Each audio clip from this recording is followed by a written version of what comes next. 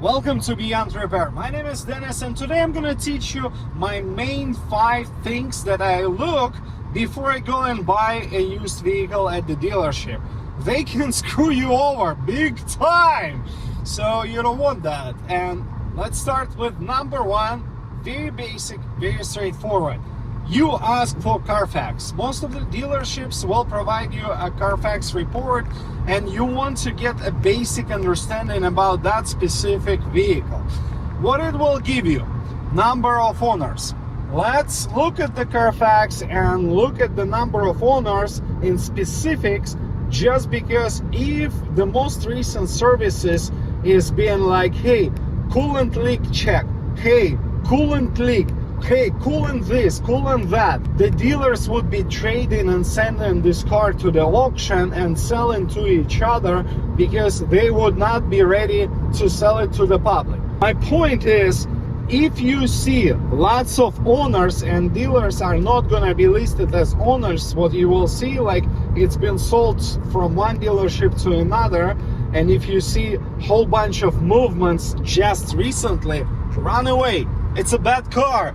I can guarantee 100% there will be mechanical issues, and what they will do, they will just put a lipstick and try to sell you mechanically broken car that will not be financially reasonable to fix, because it will cost you more to fix the car rather than just sell it for what they sell it.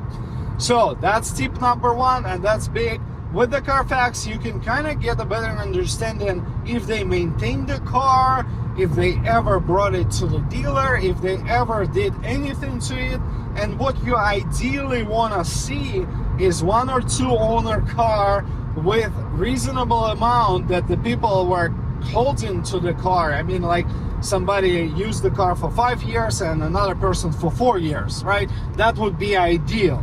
And you want to see some records, and you want to see something reliable. You know what I mean? Because otherwise people will run away and sell it. You call to the dealership, and the second thing that you have to do, ask for walk around video. What I mean by that, a salesperson with an iPhone, preferably if you have iPhone, has to go and take a video around the car showing you the exterior. Unfortunately, dents and scratches can be, you know, from like $700 all the way to $2-3 grand to fix each and every single one of them. So you want to avoid a lot of body work. And if you have a car that's been beat up, well, that's probably not your car anyways, just because you don't want to, fix it all and be over the roof with the price tag. So you ask for walk around video, you get a better understanding of the interior and exterior, and it's kind of gonna help you to know what you're buying before you even see it. Because driving somewhere like I'm doing right now for 2, 3, 5 hours, I don't know, you have to count going each way, hour, 2 hour, so which will translates into like 4 hours of driving for you and the person who's going to be driving the new car. So you have to appreciate your time. That's why you ask them to show you clear photos and walk around video, so you'll be on the same page what you're buying, and you'll be on the same page what you're gonna see when you arrive at the dealership. My point number 3, that would be, hey, you gotta really ask questions, like direct questions. Hey, do you have a smoke? Hey, how old is the current set of tires? Hey, did it pass the safety where you check the brakes, windshield, headlights, all the basics? And you gotta be specific. They will tell you, yeah, everything is okay. Everything is okay. It's always everything is okay. Ask question again. Get a straight answer for the specific question. Because, for example, I'm in California, and California requires dealers to go over the safety. What it means, like turn signals, headlights, windshield cracks. They cannot sell you the car with the windshield crack. They also cannot sell you the car with bad tires, bolt tires, or without the brake pads, like meaning bolt brake pads. But it only works for big dealer groups. because they got something to lose. And if you're talking to the small mom and pop dealership, like let's say 10 cars or less, I can guarantee they will be cutting corners. And unfortunately, they're not getting enough trade-ins. So you're probably gonna see something from the auction from another dealer that decided, hey, it's not worth for us to fix all of it, so let's just wholesale, and somebody else will sell it without headache of replacing this and that. So I'm not saying moms and pops are bad. I'm just saying that you have to pay more attention at the smaller dealerships, because they will most definitely try to cut the corners. Bigger dealerships will charge a bigger price tag, and that's the reality. Don't be afraid to ask questions directly. Any dash lights? How old is the current set of tires? Can you tell me the manufacturer date on the tires? I want to make sure they're not dry rotted or old. Did you replace any brake pads? Did you do any work to the car preparing to sell? So things like that will give you at least a basic idea. And I'm just giving you examples. You have to develop this list based on what you're purchasing, and it will be also reasonable to look up online what's the most common issues you have for that specific vehicle. So you gotta like know if it's a water pump. Hey, have you touched the water pump? Hey, have you replaced this and that, right? It will get you a much better vehicle at the end if you're gonna be patient, because your price, and what I mean what you pay for the vehicle, is not what you're gonna end up spending at the dealership. Your price is 30 days later after you purchase this car, and if it needs a transmission, it's like 5, 7, 10 grand, right? What if this car worth 10 grand? I mean, think about it. That brings me to the point number 4. Do you know how much you're gonna spend at the dealership?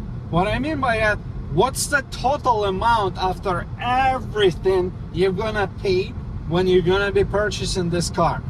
It's called OTD, out of the door, meaning what you will spend at the end. Because I don't care if it's fees, taxes, shoe shine, I don't know, whatever. My point is how much, and it's not a shiny number that everybody would purchase for. It's the total amount that you're about to blow on that specific vehicle. So let me tell you how to do it. You always ask questions, you always get all the information that I just mentioned previously, and you always talk to the dealership and say, hey, you know what, I'm like 2 hours away from you, and I gotta bring somebody else with me to drive 2 cars back home. Can you do me a favor? Can you put together out of the door number? And that, when you're gonna learn if they have stupid fees, because most of them do, and most of them want you to pay for it. So now that okay price or great price turns into the bad price just because they will force you to pay for something that you don't want. And that's how you're gonna find out that you're not gonna waste your time, you know, if they will force you to purchase something that you don't want to buy. So what's my total out of the door? Here is my zip code, here is my name. Put it together, send it over to me via text, email, or whatever, and have it on hand. Because if that number looks good, why not? If that number looks bad and you don't know why the heck it's like 10,000 more than you would expect, well, run away. Want a funny story? Well, I bought enough cars in my life to deal once with the dealer that didn't know what means OTD, out of the door. That's why you want to be crystal clear about it. What I mean by that, you tell them, hey, what's my price OTD? Oh, whatever. No. What's my total price, including license, registration, all sorts of fees? I want to see it. Please text it to me. Please email it to me. I want to have a clear picture, because otherwise you would have to deal with stupidity explaining that you meant a total price including taxes, but now he wants another $1,000 on top. Number 5 would be to learn a little bit about the cars. What I mean by that, if you're not car guy, if you're not car girl, well, you can easily learn basics, and that would be take a longer test drive. I mean, like seriously, not a 5-minute, take a 30-minute test drive, get it on freeway, get it up to speed. If there is something terribly broken and wrong with the car, in 30 minutes on freeway speeds, you'll probably be able to see and hear stuff. Well, also, if you even don't know much about cars, driving at 70 miles an hour on a straight line will tell you if the tires are bad, if suspension has issues, and all that good stuff. Hear the noises, get the vibrations. Well, you gotta understand that you're looking not only for that price tag and OTD number, you are looking at potential repairs that will ruin the whole deal.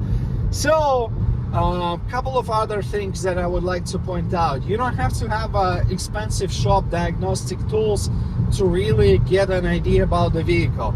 There are options for like 50-60 bucks that you can buy from Amazon, plug it into OBD and scan the car for the codes, but those options like really basic. Like most of the people understand that you have OBD connector and you can plug some device to read the codes. What I mean by that, I'll show you on the screen what I'm using, and that device plugs in via Bluetooth, so you connect it to the car via Bluetooth to my phone, and then I go through the menu and I can see when they resetted all the codes, when they wipe out the memory for the fault codes and check engine light and all that good stuff. That, my friends, will tell you if they're hiding something, because most of them will tell you, hey, safety is okay, smoke is okay. I can pass the smoke with broken catalytic converter. I can do it. I'm not gonna teach you, but I'm just telling you it is possible. What I mean by that, you want to plug in, look at the screen and say, hey, the codes were not resetted for 2,000 miles, 5,000 miles. I've seen a car with 40,000 miles, no codes wiped. You know, it gives you some idea that you had no, previous owner had no issues, the dealer had no issues. Why the heck they would wipe out the codes, right? So that's just basic. Longer test drive, read the codes, understand when the last time they actually wipe them out. The only one excuse that I can tell you, they will bring up, they will say, hey, we had to disconnect the battery. Well, that's not really a good one, you know, that's a sketch one. If you're not mechanically inclined, that might be not a good option for you. But if they give you the receipt that they had to replace the battery and they have a receipt that they just did it, unfortunately the codes will be wiped out, and that's probably the only one reasonable excuse. Also, when it comes to the newer cars, most of them require to recalibrate the windshield when it was replaced, and the very first step in those instructions how to, you know, replace the windshield, for example, because dealers have to do it, would be, hey, disconnect the battery because you're dealing with electrical stuff. So that's also a possibility. In this case, you might want to have somebody else to check the car if you know nothing about them. And longer test drive is an alternative. But it's your gamble, not mine. I'm just giving you my 5 go-tos that I would recommend to anybody purchasing the vehicle. And I do video series on YouTube that I call Turo Nightmares, where people rent cars to other people, similar to Airbnb but for cars. So you might want to check it out because there's a lot of information, not specifically for Turo hosts, but in general, like I just did. I'm telling you what you have to look for so you don't get screwed over at the dealership. 2 hours later. And here I am, Dennis from the future that already saw the car. I didn't tell you. I was recording this video on the way to see the car at one of the local dealers, and I only drove hour and 30 minutes one way, and I'm coming back without the car. What happened? Well, they didn't disclose as usual, this and that. The car was leaking oil, they wiped out the codes. Remember that what I told you, right? So things like that will happen, and you have to be patient. you have to understand it's not gonna be, most likely it's not gonna be the very first unit, the very first car that you're gonna see. It takes me 2-3 cars before I make a purchase, just because most of the sellers will never ever disclose everything about the car. If you like the video, hit that thumbs up. You know what? Editing those videos and publishing is actually longer than just saying that on the camera. So I would really appreciate it if you take a moment and help me out a little bit. I hope those tips were helpful to you, and I hope you're gonna purchase the car that you want without any troubles. And if you have any specific ideas or maybe suggestions, leave the comment down below. Thanks again for watching. I'll see you in the next one.